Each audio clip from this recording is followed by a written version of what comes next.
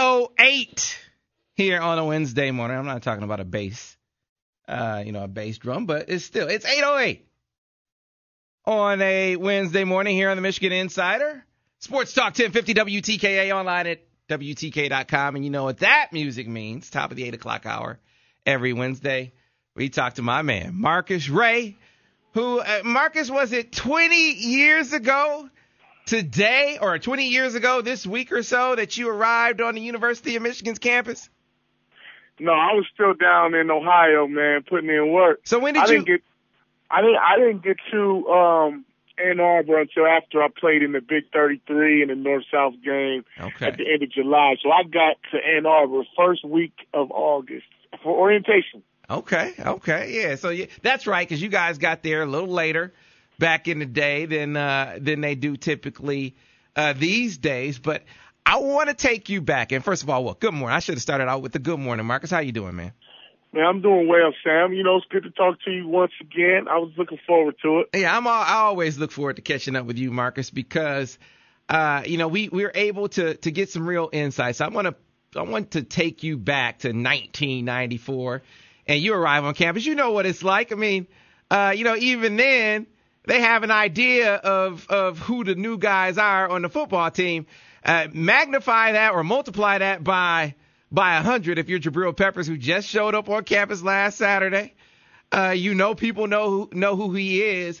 And with that knowledge comes expectations. So what I want you to lay out is kind of the obstacles, the pitfall. We know there's we think there's a great deal of success in his future.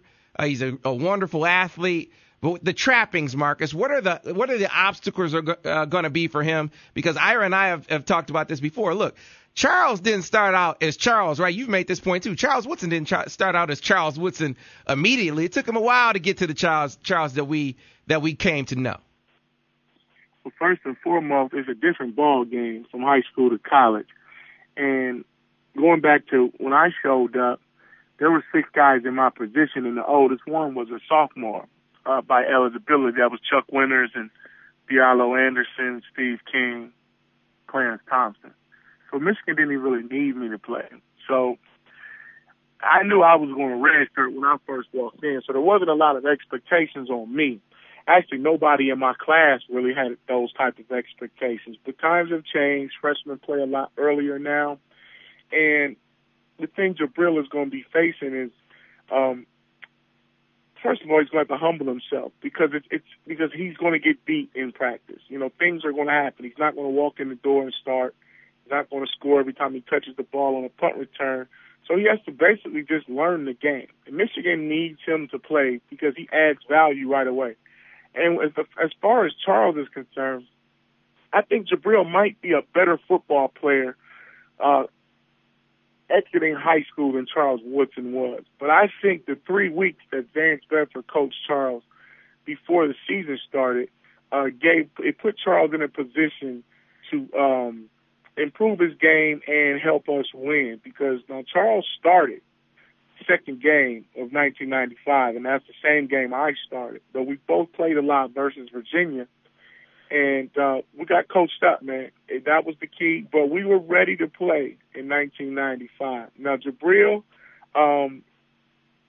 first and foremost, we got to figure out which position he's going to play. I'm sure the coaches have an idea, but he has to learn that system. And Greg Madison's system it's not very complex, but it does have a lot of language and jargon and communication and just words that you're not familiar with using. I think once they settle in on a position for him, and I don't think he'll be a dual player like defensively where you see him at nickel one possession and then safety. I think that's a lot of learning for an incoming freshman.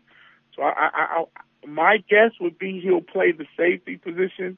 Some still have him, playing corner. But first you got to figure out his position. Right. Man. But I agree with you. I agree with you, Marcus. I think you are, and we had that discussion before.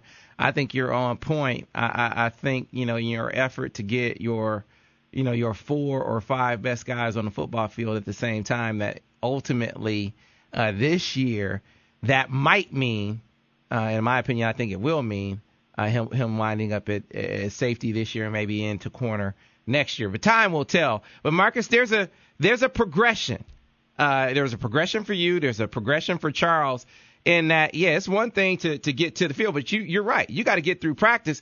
And, man, kind of take us through that piece of it, because it's not like those veterans just come in and give you an Olay into the lineup. I mean, there's a rite of passage, and especially when you come in with a little notoriety. I know some guys that don't really have any punk in them. Guys that are at the receiver position. Guys in the return game like Fleet. Guys at the corner position. They aren't just gonna say, "Okay, come take my spot." There might be a little push and shove in practice before he sees the field. Yeah, it's gonna get a little chippy. They're gonna have to break him in, but he's built for that. He's actually welcoming any challenges, all comers.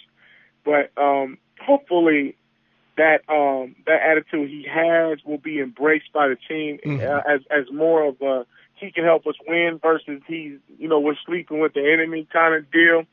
But I think the fire has been turned up at every position because Michigan hasn't been winning. Mm-hmm. And so everybody's going to feel that same heat. And Jabrill's going to walk in there, and there's going to be some guys who don't want to lose their spot. There's 3 or 4 corners who feel like they could be in the lineup, and they're not going to let some freshman walk in. But that happens every year with a highly touted guy. Same thing with Charles.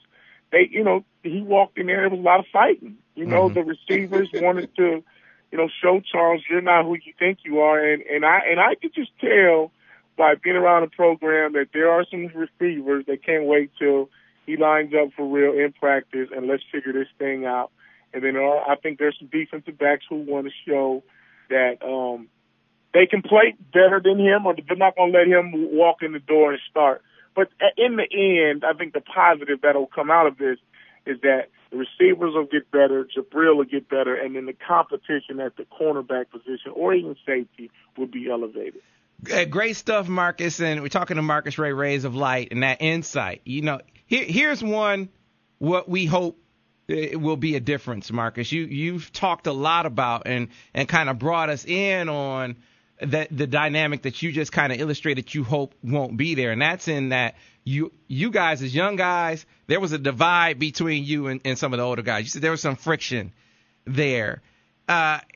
This competition, even if it gets chippy, you hope that it remains good natured. And I think they've done some things to kind of cultivate that, to kind of cultivate the lack of separation, the togetherness.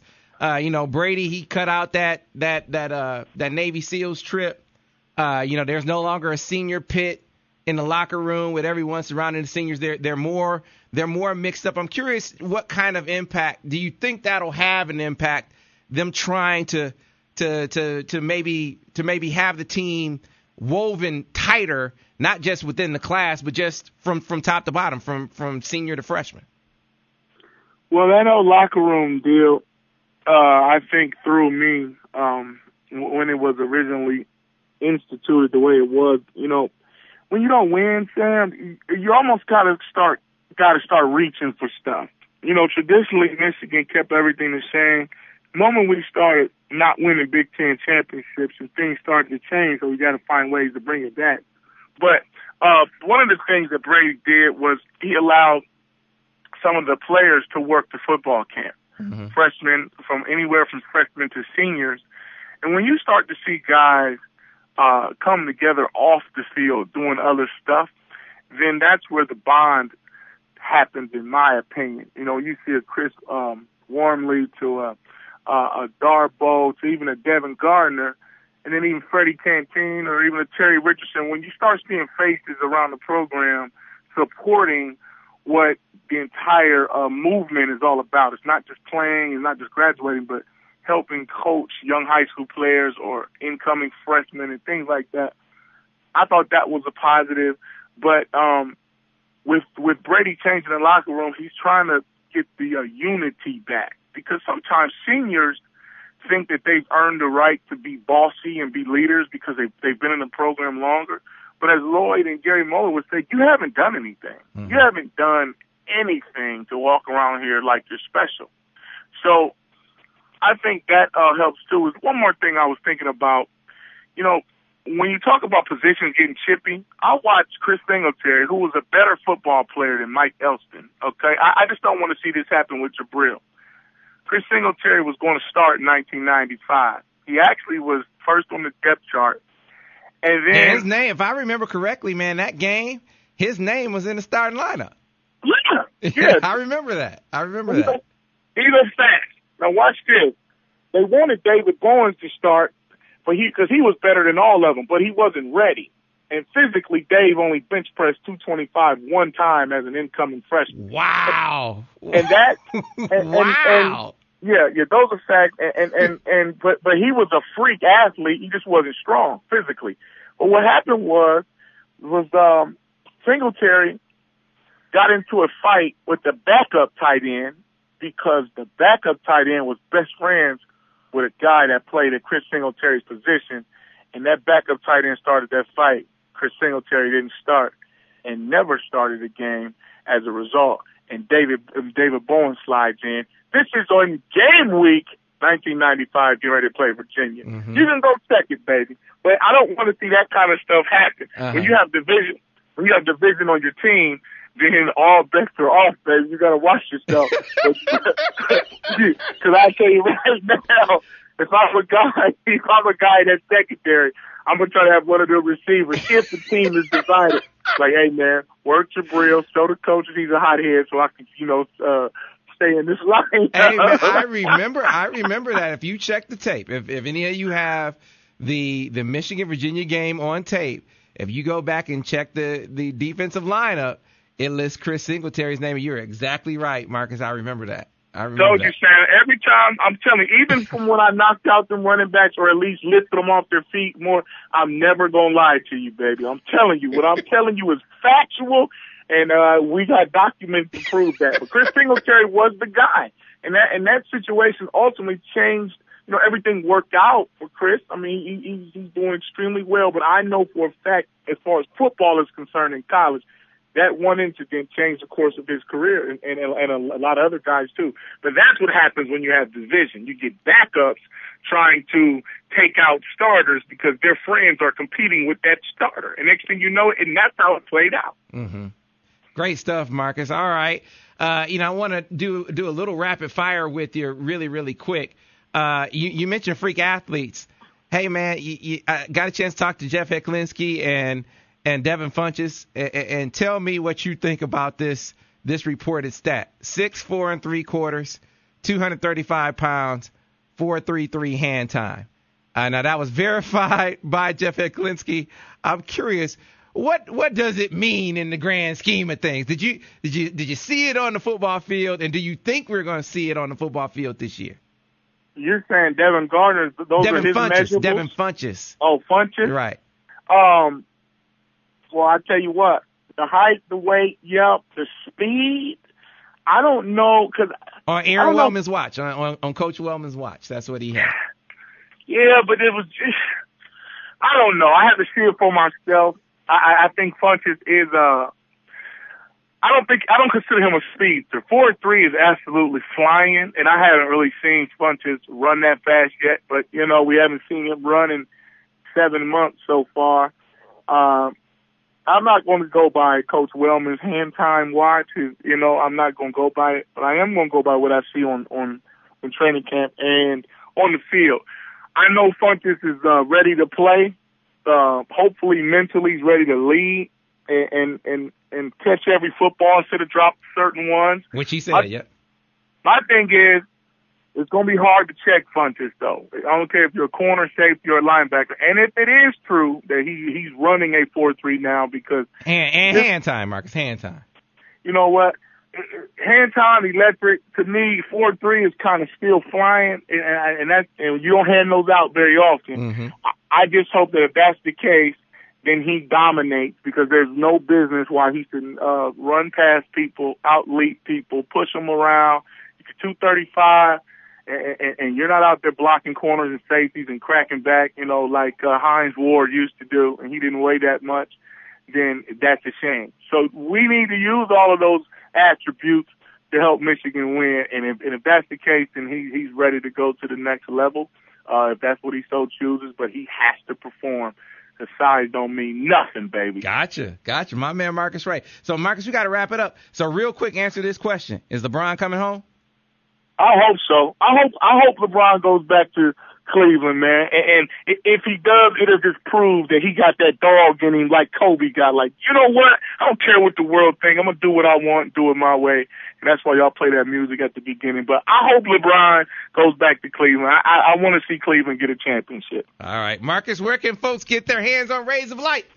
Hey, just call me, 734-645-9618. I've been getting a lot of block calls lately. People trying to test me to see if I'm really going to answer. So, but call me, order those Rays of Light. Always go to the MDN. I'll talk to y'all next week. Hey, and my kids are in town, man. They've been here for a week. We've been having a ball, too, Sam. So, you know, I've been kind of low-key, man, but we've been having a good time. Good deal. Hey, man, you going to be over at that premiere party tomorrow? What is it? Yes, tomorrow, right? You going to be over there at Bowers? No, I got to take the kids back to Ohio tomorrow. We Gotcha. did Thursday to Thursday, so I'll be on the road. Okay. All right. Well, hey, man, we'll catch up soon. Marcus Ray. All right, fellas. Rays of Light. Appreciate you, my man. We got to get to a break. Go from one guest to the next. They say, Ira, that this guy's one of the top 10 coaches in America. That's what they say on ESPN. We know he is. John Beilein will join us on the other side, folks, here on the Michigan Insider on Sports Talk 1050 WTKA, the official voice of University of Michigan Sports.